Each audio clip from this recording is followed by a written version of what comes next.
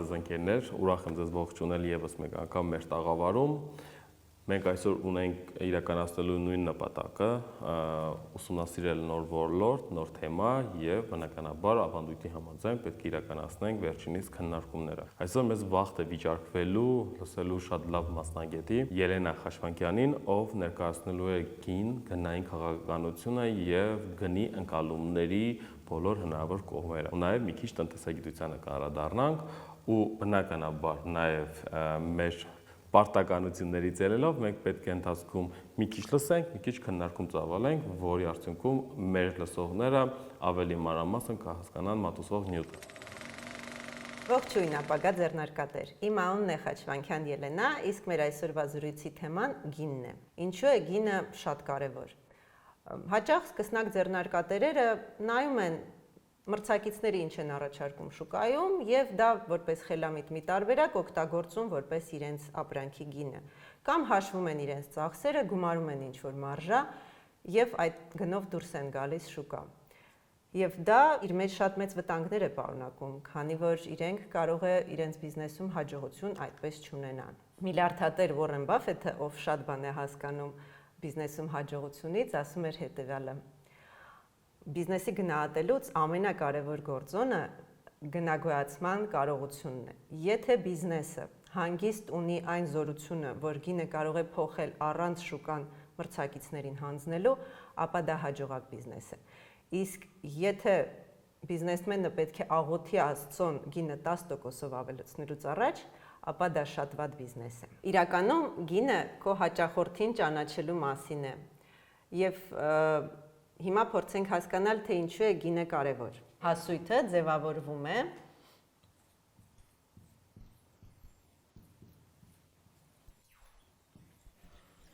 գնի եւ քանակի արտադրալից։ Իսկ մեր ծախսերը հավասար են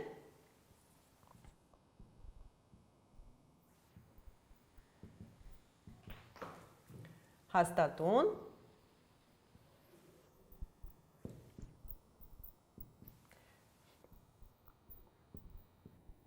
գումարած փոփոխական ծախսեր բազմապատկած քանակով։ Իսկ մեր շահույթը բնականաբար մեր հասույթից նվազեցնում ենք մեր ծախսերը։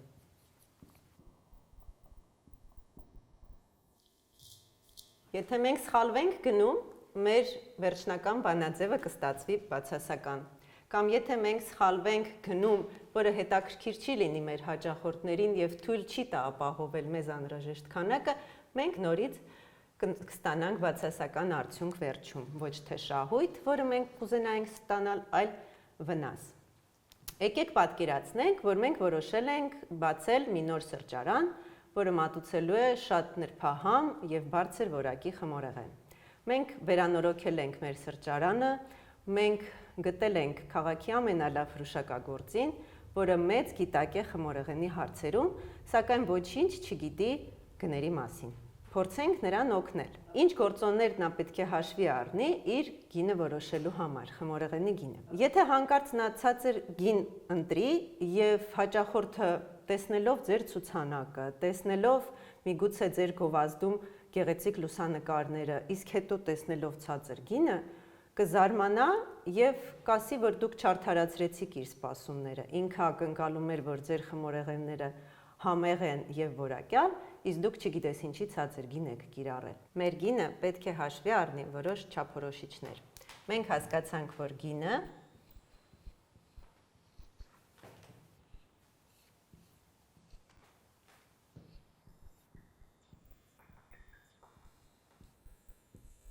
պետք է համընկնի մեր հաճախորդի ընկալումներին, ինչպես ինքը պատկերացրեց, թե պետք է մոտավորապես արժենա մեր խմորեղենը։ Մյուս կողմից, եթե մենք գինը շատ բարձր սահմանենք, իսկ մեր հաճախորդի գրպանին դա մատչելի չէ, մենք կկորցնենք մեր հավանական հաճախորդին։ Նշանակում է, որ գինը պետք է հաշվի առնի մեր հաճախորդի վճարունակությունը։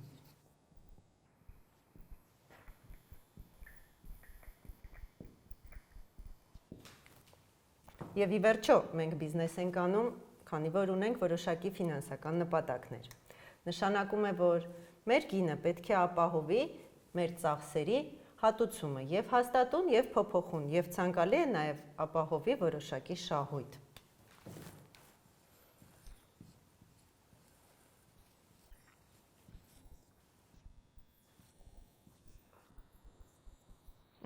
Ինչի մասին է այս ամենը, այս գործոնները ինչու համար են կարևոր։ Մենք հասկացանք, որ դա կարևոր է, որ մեր բիզնեսը ընդհանրապես հաջողություն ունենա։ Գինը բիզնես 4P մոդելի մի բաղադրիչն է։ Ուզում եմ ձեր ուշադրությունը դարձնել նրա վրա, որ այս 4 տարերից 3-ը կապված են ծախսերի հետ։ Ապրանք արտադրելու համար մենք իհարկե իրականացնում ենք ծախսեր, մենք անպայման կատարում ենք ծախսեր մեր ապրանքի մասին հանրությանը տեղեկացնելու համար եւ մենք կատարում ենք ծախսեր մեր ապրանքը հաճախորդին հասցնելու համար։ Սակայն 4-րդ տարը մեր գինը միակն է, որը ուղղակիորեն ազդում է մեր եկամուտների վրա։ Եվ հաջորդիվ մենք կխոսենք, թե որ գործոններն են ազդում գնի վրա։ Ահա մենք դիտեցինք մեր այսօրվա նյութի առաջի հատվածը, որը բավականին ձյուրամարսեր ու մատուցված է շատ բարձ, բայց ամեն դեպքում ծավալվել ու ինչ-որ քննարկում իրականացնելը մեր պարտականությունն է։ Ու հիմա եկեք միասին մենք հասկանանք ինչ ենք հասկանում գին ասելով ու դրա կարևորությունը։ Ով կփորձի։ Նախ համաձայն եմ, որ նյութը շատ պարզ էր մատուցված ու ամբողջությամբ ինձ թվում է բոլորս էլ հասկացանք, հատկապես ուզում եմ նշել, որ գնային քաղաքականության մասով ոչ միայն պետք է մրցակիցներից ելնելով գին առաջարկել շուկայում, այլ նաև հաշվի առնել միացած գործոնները, որոնք մեր բանախոսը նշեց, իսկ ես ինձ համար առանձնացրի շահույթի հասկացությունը, շահույթը ձևավորվում է մեր եկամուտից ծախսերը հանելու միջոցով։ Էլենը թող մեզ հիշեցնի եւ նախորդ թեմաներից եւ այսօրվա նյութից, թե ինչ տեսակի ծախսեր գոյություն ունեն։ Գոյություն են հիմնական եւ փոփոխական ծախսեր։ Այո, շնորհակալություն։ Դե ինչ, սկսենք խոսել այն գործոնների մասին, որ ազդում են գների վրա։ Առաջին եւ կարևորագույն գործոնը դա զգայունությունն է, որքանով է փոխվում պահանջարկը գնի փոփոխությունից ելնելով։ Եթե գինը նվազում է 10%-ով, արդյոք դա բերում է պահանջարկի էական ավելացման։ Այդ դեպքում մենք անվանում ենք, որ զգայունությունը բարձր է։ Օրինակ կան ապրանքներ, որոնց պահանջարկը մեծանում է միայն այն դեպքում, երբ որ զեղչ է հայտարարվում։ Իսկ կան հակառակը առաջնային անհրաժեշտության ապրանքներ, որոնց պահանջարկը կայուն է մնում անկախ գների տատանումներից։ Երկրորդ գործոնը ընկալումն է, որի մասին մենք խոսեցինք քիչ առաջ։ Ինչպես են մեր հաճախորդները ընկալում գինը եւ մեր ապրանքը իրար հետ համակցված։ Շատ հաճախ բարձր գինը հաճախորդների համար բարձր որակի ցուցանիշ է եւ նրանք ընտրություն են կատարում դրանից ելնելով։ Տրամաբանորեն մեր երրորդ գործոնը որակն է։ Կան հաճախորդներ, որ որոշում են կայացնում ոչ թե գնից ելնելով, այլ իրենց սեփական փորձից ելնելով եւ պատրաստ են վճարել ավելի շատ որակյալ ապրանքի համար։ Մենք պետք է չմոռանանք, որ մինչև մեր հաճախորդներ հասնելը ապրանքը անցնում է ինչ-որ միջնորդներով, եւ այդ միջնորդները մտածում են իրենց սեփական շահույթի մասին։ Համապատասխանաբար գինը կախված օղակների քանակից մինչև հաճախորդին հասնելը անպայման կփոխվի։ Իհարկե, շուկայում բացի մեզանից հնարավոր է, որ գործում են մրցակիցներ, եւ մրցակիցների գինը բնականաբար պետք է ազդի մեր վրա։ Եվ մենք բոլորս լսել ենք գնային պատերազմների մասին։ Երբ խոշոր ընկերությունները իրար հետևից իջեցնում են ապրանքի գինը, փորձելով մրցակցին դուրս մղել շուկայից։ Կամ հակառակը մենք լսել ենք գնային միությունների մասին, երբ ընկերությունները միավորվում են եւ միասին որոշում են գները բարձրացնել։ Շատ հայտնի գնային միություն է հանդիսանում OPEC-ը, որը որոշում է համաշխարհային նավթի գները։ Բնականաբար մեր ապրանքը առաջանում է մատակարարների կողմից մեզ տրված նյութերի եւ ծառայությունների արդյունքում, եւ մատակարարների գների փոփոխությունը ստիպված ենք արտացոլել նաեւ մեր գնում։ Եվ հակառակը, եթե մեր գինը բարձրանում է, մեր մատակարարները կարող է որոշեն իրենց հումքի գինը բարձրացնել մեզ համար։ 7-րդ գործոնը գնաճն է։ Ցավոք սրտի բարձր գնաճի պայմաններում ընկերությունը ստիպված է հաճախ վերանայել իր գինը, որպեսզի կարողանա սպասարկել իր պարտավորությունները եւ վճարել իր աշխատակիցների աշխատավարձը։ 8-րդ գործոնը նորույթն է։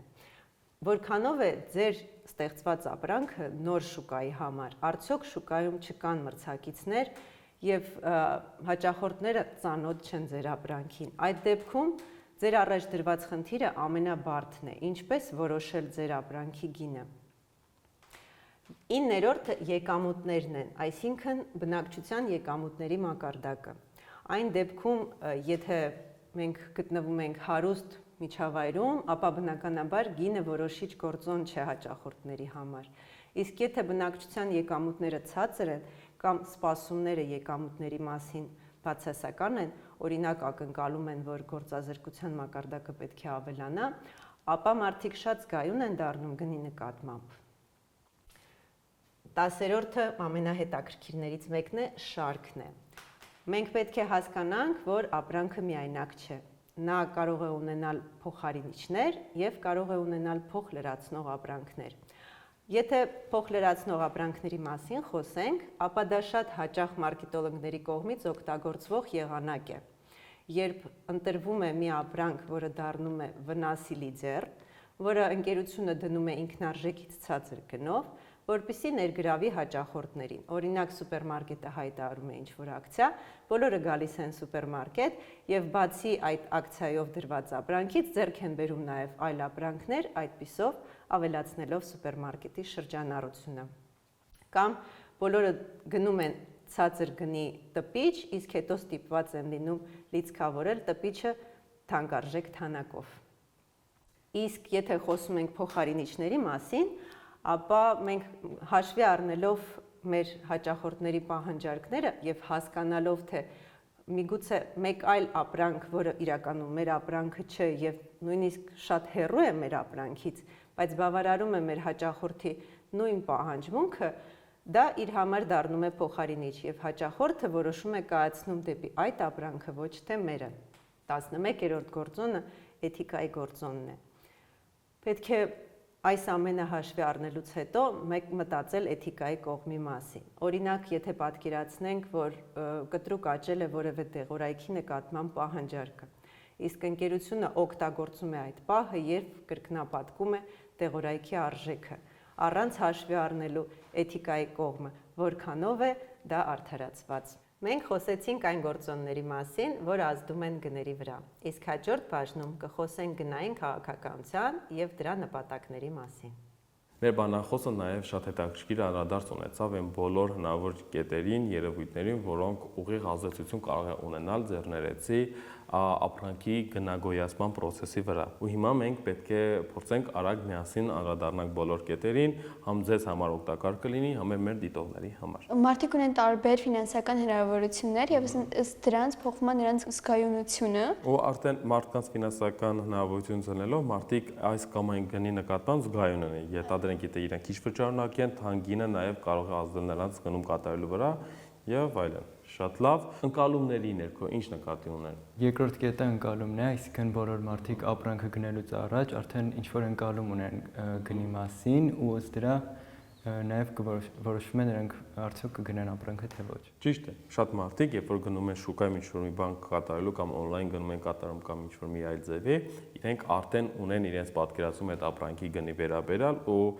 շատ դեպքերում հենց շատ գործարարներ, ինչպես որ մեր բանախոսը ներկայացրեց, ինչպես որ մեր ընկերը ներկայացրեց, առանձնացվում են այդ ընկալումներով։ Երրորդ կետը որակը։ Դե բնականաբար ապրանքի գինը կապված է որակի հետ եւ ինչքան լավն է ապրանքը, այդքան բարձր է նրա գինը։ Բնականաբար այստեղ ավել քննարկման կարիք չունենք։ Չորրորդ կետը միջնորդներ։ Ամեն միջնորդ, ամեն վաճառող բնականաբար հնարավոր է գնի փոփոխություններ թույլ տալ, այսինքն յուրաքանչյուր վաճառող կարող է գինը բարձրացնել իսկ շահույթը ունենալու համար։ Այո, իհարկե, շատ ճիշտ է։ Մրցակիցների ֆակտորը ինչով կարող է ազդել գնի վրա։ Մրցակիցների գինեչեցումը կամ գինե բարձրացումը ուղիղ կապված է մեր ձեռնարկության հետ, այսինքն իրենց ուսումնասիրելուց մենք կարող ենք փոփոխել մեր գները,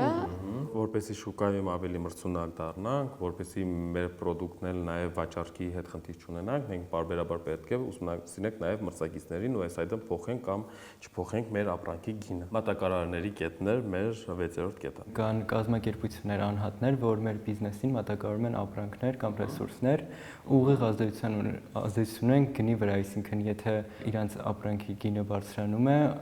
հավանաբար բարձրանում մեր ապրանքի ինքնարժեքը եւ հետո վերջնական գինը։ Մաշա ջան, 7-րդ կետում գնաճի մասին է խոսվում։ Երկրում կարող է առաջանալ գնաճ, որը կարող է ազդել մեր ապրանքի գնի վրա։ Ոչ միայն երկրում, կարող է տարբեր ազդակների պատճառով, տարբեր երևույթների պատճառով, նույնիսկ տարերային աղետ լինի ինչ-որ միտեղ, ապրանքը Հայաստան ենթադրենք հումքը ուժ գա կամ էլ թանկացած գնով գա եւ դա ուղիղ ազդի նաեւ մեր ապրանքի գնագոյացման վրա։ Շատ ճիշտ է, շնորհակալություն։ Նորարարության մասին, որը 8-րդ կետում է։ Նորարարություն ասելով հասկանում եմ, երբ մեր արտադրանքին ավելացնում ենք ինչ-որ նոր դետալ կամ նոր տեխնոլոգիայով ենք կազմակերպում ապրանքի արտադրությունը, որն էլ հենց բնականաբար կազդի գնի վրա։ 9-րդ կետում մենք խոսեցինք նրա մասին, ինչ այսինքն նպատակները, որ մենք դնում ենք մեր ապագա ձեռնարկության վրա, կարող է ուղիղ ազդել մեր ապրանքի գնի վրա, այսինքն եթե մենք ի սկզբանե շատ բարձր նպատակներ ենք դնում, գինը նույնպես պետք է համահունչ լինի դրա։ Շատ ճիշտ է, շնորհակալություն Ալեն ջան։ 10-րդ կետում խոսվում էր շարքի մասին, մեր էքսպերտի օրինակը հետևյալն էր պրինտերը։ Մենք վաճառում ենք շուկայականից ցածր գնով պրինտեր, հետո մեր հաճախորդը ստիպված է լինում գնել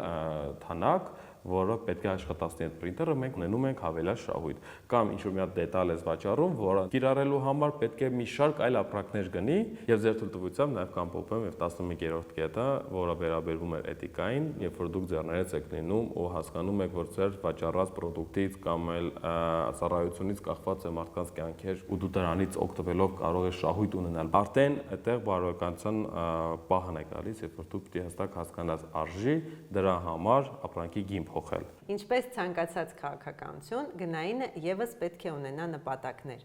Եկեք խոսենք, թե ինչ նպատակներ կարող է հետապնդել ընկերությունը գինը որոշելու պահին։ Առաջինը դա գոյատևելու նպատակն է։ Այդ դեպքում ընկերությունը պատրաստ է աշխատել փոփոխական ծախսերը ծածկելով եւ միգուցե հաստատուն ծախսերի մի մասը ծածկելով առանց շահույթի որևէ ակնկալիքի։ Դա անում է ընկերությունը այն պահին, երբ նոր է մուտք գործում շուկա եւ փորձում գրավել շուկայում իր մասնաբաժինը։ Երկրորդը դրան հակառակը շահույթի առավելագույն մակարդակն է։ Այդ դեպքում ընկերությունը որոշում է, որ իր ապրանքը ունի բավարար մրցակցային առավելություններ եւ այն կարող է աշխատել բարձր գնով եւ ստանալ առավելագույն շահույթ։ Երրորդ նպատակը ծավալայինն է։ Այդ դեպքում ընկերությունները ոնց որ գնային պատերազմների ժամանակ մրցում են միմյանց հետ շուկայում իրենց մասնաբաժինը ավելացնելու համար։ Եվ նույնպես պատրաստ են այդ պահին աշխատել ավելի ցածր գներով, քան իրենց փաստացի ծախսերն են։ Սակայն իրանց ակնկալիքը այնպիսին է, որ մրցակիցները դուրս կգան շուկայից, շուկան կմնա ամբողջությամբ իրենցը եւ հետագայում իրենք բնականաբար կճշգրտեն գնային մակարդակը։ Եվ չորրորդ նպատակը որակն է։ Այս դեպքում, երբ ընկերությունը վստահ է իր որակի եւ մրցակցային առավելության վրա, նա գանձում է ավելի բարձր գին, ծախսում է ավելի շատ գումարներ հաճախորդների սպասարկման վրա եւ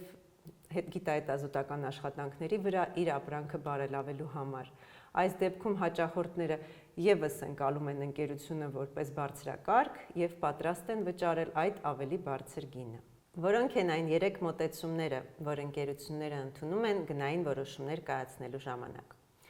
Առաջինը ծախսերի հիման վրա որոշումներ կայացնելը։ Ընկերությունը հաշվում է իր ծախսերը, կանխատեսում վաճառքի ծավալները եւ դրանից ելնելով որոշում իր գինը։ Բայց այս մոտեցումը ունի մի մեծ առավելություն։ Այդ դեպքում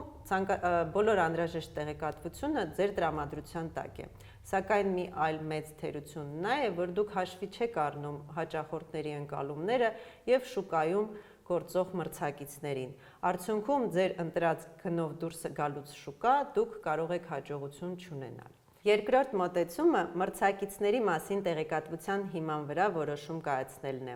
Արդեն լավ է, որ դուք շուկայից որևէ ինֆորմացիա եք քաղել, սակայն կրկին բավարար չէ, քանի որ հաշվի չի առնում ձեր հաճախորդների ընկալումները եւ սպասումները։ Ինչ թերություններ ունի այս մոտեցումը։ Դուք կարող եք բախվել գնային պատերազմին։ Դուք նայեցիք մրցակիցներին, դուրս եկաք շուկա, հետո իրենք կնայեն ձեզ եւ կիչեցնեն իրենց գները համապատասխանաբար։ Երրորդ մոտեցումը, որն ամենատարածվածն է այժմ զարգացած ընկերություններում, սակայն ամենաբարդն է իրագործելու համար, դա հաճախորդների մասին տեղեկատվության հիման վրա գնային որոշումներ կայացնելն է։ Այս դեպքում շատ դժվար է հավաքագրել ճշգրիտ եւ ամբողջական տեղեկատվություն։ Իրականացվում են ուսումնասիրություններ, հարցումներ, ֆոկուս խմբեր եւ ընկերությունը փորձում է հասկանալ, թե մարդկանց ընկալման մեջ որքան արժե առաջարկվող ապրանքը։ Թերության մասին արդեն խոսեցի, բնականաբար այս դեպքում շատ բարդ է իրագործել գնային քաղաքականությունը։ Իսկ առավելությունն էլ այն է, որ այս դեպքում առավելագույն տարբերությունն է ստանում ընկերությունը, շահույթն է դառնում առավելագույնը, քանի որ ինքը օգտագործում է մաքսիմում հնարավոր գինը, որ հաճախորդները պատրաստ են վճարել ապրանքի դիմաց։ Այս 3 մոտեցումներից ելնելով մենք կարող ենք տարանջատել 4 գնային ռազմավարության տեսակ։ Այդ 4 գնային ռազմավարության տեսակները կախված են գնից եւ որակից։ Առաջի գնային ռազմավարության տեսակն է տնտեսականը։ Երբ մենք առաջարկում ենք մեծ սպառում ունեցող որևէ ապրանքատեսակ, որի գինը բավական ցածր է, մրցակիցները բավական շատ են, այդ դեպքում մենք համարում ենք, որ ապրանքը ցածր որակի է եւ գինը եւս ցածր որակի է, քանի որ մրցակիցները շատ են։ Եվ այն անվանում ենք տնտեսական գնային ռազմավարություն։ Եթե մեր ապրանքը հակառակը նոր է եւ շուկայում չունի որևէ նման բան, մենք մտնում ենք շուկա, անկախ մեր ապրանքի որակից, մենք կարող ենք կիրառել բարձր գին։ Քանի որ շուկան ծանոթ չի մեր ապրանքին, մրցակիցները դեռ տեղյակ չեն, թե ես ինչպես եմ այդ ապրանքը արտադրել, եւ ես կարող եմ հավաքել շուկայից սերուցքները։ Այդպես էլ կոչվում է այդ ռազմավարության տեսակը՝ սերուցքներ հավաքելու ռազմավարություն։ Քանի դեռ իմ մրցակիցները ուսումնասիրում են իմ ապրանքը եւ կայացնում են իրենց որոշումները նմանը արտադրելու կամ չարտադրելու վերաբերյալ, ես հավաքում եմ շուկայի սերուցքները հաճախորդներին գրավելով իմ նոր ստեղծած էլեկտրոնիկայի կամ տեխնիկայի նմուշով։ Իսկ այնուհետև, երբ մրցակիցները մուտք գործեն շուկա, ես իհարկե ստիպված կլինեմ վերանայել իմ գնային քաղաքականությունը կամ ստեղծել նոր ապրանք, որը նորից կլինի նորույթ շուկայում եւ ես նորից կկարողանամ կիրառել սերուցքներ հավաքելու գնային քաղաքականությունը։ Երրորդ գնային քաղաքականությունը կիրառվում է այն դեպքում, երբ ես պետք է մտնեմ նոր շուկա եւ պետք է գրավեմ այդ շուկայում իմ մասնաբաժինը։ Այդ դեպքում անկախ մեր ապրանքի որակից ես պատրաստ եմ առաջարկել ավելի ցածր գին եւ այդ ռազմավարության տեսակը կոչվում է ներթափանցում։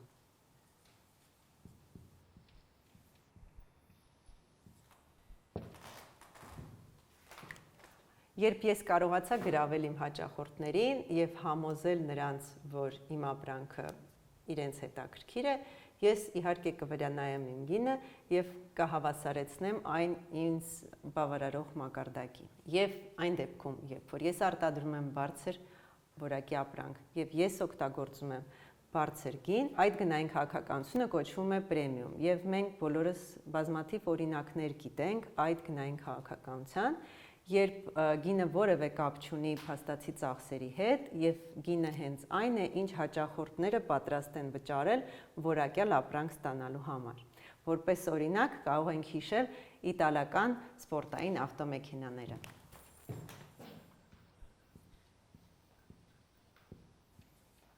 Այս գնային քաղաքականության դեպքում ընկերությունը հաճախ փոփոխություններ չի կատարում բնականաբար եւ պահպանում է գնային նույն քաղաքականությունը, քանի որ կիրառելով սպասվածից ավելի ցածր գներ, նա կարող է հիասթափեցնել իր հաճախորդներին եւ առաջացնել իրենց մոտ ոչ այդքան ցանկալի հարցեր։ Ինչպես արդեն հասկացաք, գինը ոչ միայն այն գումարն է, որ գնորդից գալիս է դեպի ձեզ, այլ նաեւ տեղեկատվությունն է, որ ձեզանից գնում է դեպի գնորդը։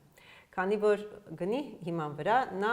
ձևավորում է ինչ որ սպասումներ ձեր ապրանքի որակի նկատմամբ կամ ձեր հաճախորդների սպասարկման վերաբերյալ։ Եկեք պատկերացնենք, որ այն իտալական սպորտային մեքենան դիլերը վաճառում է $10,000-ով։ Որոշները իհարկե կգայթակղվեն այդ առաջարկով եւ կգնան դեպի դա։ Իսկ շատերը իրենց հարց կտան, թե ինչն է թերի այդ մեքենաներում, որ այդքան ցածր գին ունի։ Եվ արդյունքում ինչ որ մի ժամանակ անց այդ իտալական սպորտային մեքենաների անունը կընկնի։ Եթե սա մեր գինն է, որը մեր հաճախորդները վճարում են մեզ, օրինակ, իրանց պլաստիկ քարտի միջոցով, այնպես էլ մեր գնից դեպի իրենց հոսում է տեղեկատվությունը։ Եվ այսպիսով ստացվում է, որ մենք ոչ թե որոշում ենք գինը, այլ բացահայտում ենք գինը, փորձում ենք իրականացնել հնարավորինս մանրամասն ուսումնասիրություններ, խոսել մեր հնարավոր հաճախորդների հետ եւ հասկանալ, թե որն է այն արժեքը, որ իրանք տեսնում են մեր ապրանքի մեջ։ Պատկերացրեք, հաճախորդները ամեն օր կայացնում են բազմաթիվ որոշումներ, թե որ ապրանքը գնել կամ որ ծառայությունը ձեռք բերել։ Եվ դուք մրցում եք այդ բոլոր ապրանքների եւ ծառայությունների հետ, եւ հաճախորդները ընտրում են այն տարբերակը, որը իրենց համար առավել շահութաբեր է, այսինքն որը իրենց համար առավել մեծ հաճույք է պարգևում կամ բավարարում իրենց ցանկությունները։ Այն դեպքում, եթե դուք ընտրում եք հաճախորդների մասին տեղեկատվության հիման վրա գնային որոշումներ կայացնելու քաղաքականությունը,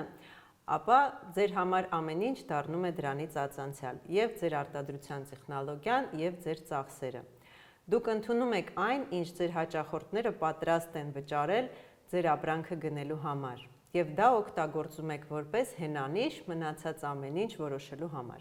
Եկեք պատկերացնենք, որ դուք որոշել եք արտադրել մի նոր տեխնոլոգիայով երաժշտական նվագարկիչ։ Ուսումնասիրելով ձեր ապագա հաճախորդներին, կայացրել եք որոշում, որ այն իրենց համար արժի $100։ Դրանից ելնելով դուք արդեն գնում եք ձեր ինժեներների մոտ եւ իրենց տալիս եք այն առաջադրանքը, որ իրենք պետք է ստեղծեն այդ նվագարկիչը, որը պետք է արժենա ինչ-որ մի գումար։ Դուք սկսում եք բանակցել ձեր ապագա մատակարարների հետ, որ իրենք մատակարարեն ձեզ մասերը անհրաժեշտ այդ նվագարկիչը արտադրելու համար, որոնք որ բավականացնում են այդ գնում տեղավորվելու համար։ Այս ծախսային մոտեցումը կոչվում է թիրախային ծախսային քաղաքականություն, երբ որոշիչը ձեր համար գինն է, իսկ դուք կառուցում եք արդեն ձեր եւ ապրանքը եւ ապրանքի բաղկացուցիչ մասերը կախված գնից։ Ինչպես վարվել։ Կարելի է բաժանել ձեր ապրանքը բաղկացուցիչ մասերի եւ հասկանալ, թե այդ բաղկացուցիչ մասերից որոնք են առավել հետաքրքիր մեր հաճախորդներին, իսկ մնացածից պարզապես հրաժարվել, դրանով իսկ էժանացնելով արտադրության ծախսերը։ Որպես ձեռնարկատեր, ձեր նպատակն է շահույթ ստանալ այն գնից, որը շուկան է ձեզ առաջարկում, որ ձեր հաճախորդն են որոշել ձեր ապրանքի համար։ Այստեղ կարելի է օգտագործել եւս մի տարածված տեխնիկա, որը կոչվում է լավ, ավելի լավ, ամենալավ։ Այդ դեպքում դուք կազմում եք փաթեթներ, որտեղ որ արդեն հաճախորդներն են ընտրում բաղկացուցիչները, որ իրենց համար ավելի կարևոր են։ Երևի որոշ բաղկացուցիչներ որոշ հաճախորդների խմբերի համար ավելի թանկ արժեն, քան ուրիշները եւ հակառակը։ Այսպիսով դուք իրենց թույլ եք տալիս ընտրել իրենց համար, իրենց եւ գրպանին եւ ցանկությունների համար ամենահամապատասխան գնային եւ ապրանքային համակցությունը։ Դե ինչ, այսպիսով մենք ավարտում ենք մեր այսօրվա դասախոսությունը։ Մենք խոսացինք գնային քաղաքականության մասին, գնային քաղաքականության նպատակների մասին, գնի վրա ազդող գործոնների մասին եւ մի քիչ էլ տնտեսագիտությունից։ Հուսով եմ այս ամբողջը ձեզ օգտակար կլինի եւ օրերից մի օր դուք այն անպայման կկիրառեք ձեր սեփական ձեռնարկությունում։ Շնորհակալություն մեր բանախոսին, գրագետ շատ սիրուն, օգտակար նյութ մատուցելու համար, որը վստահ եմ ապագայում ձեզ շատ օգտակար կլինի։ Կհանդիպենք բնականաբար նույն տաղավարում, նույն պայմաններում ու նույն նպատակով։